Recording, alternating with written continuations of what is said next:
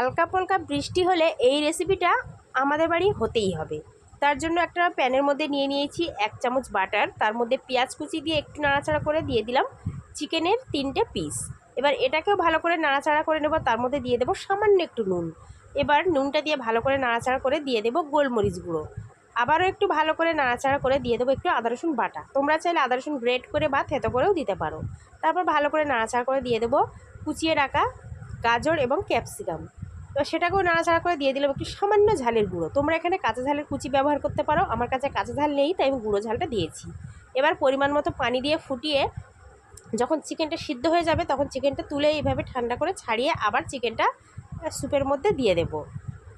তারপর সামান্য একটু স্বাদ মতো নুনটা দিয়ে দিলাম। তারপর আগে থেকে একটা ডিমের কুসুম বাদ দিয়ে সাদা অংশটা আমি রেখেছিলাম এবং খুন্তির সাহায্যে এইভাবে গোল গোল করে পাকিয়ে আমি ডিমের কুসুমটা দিয়ে দিয়েছি।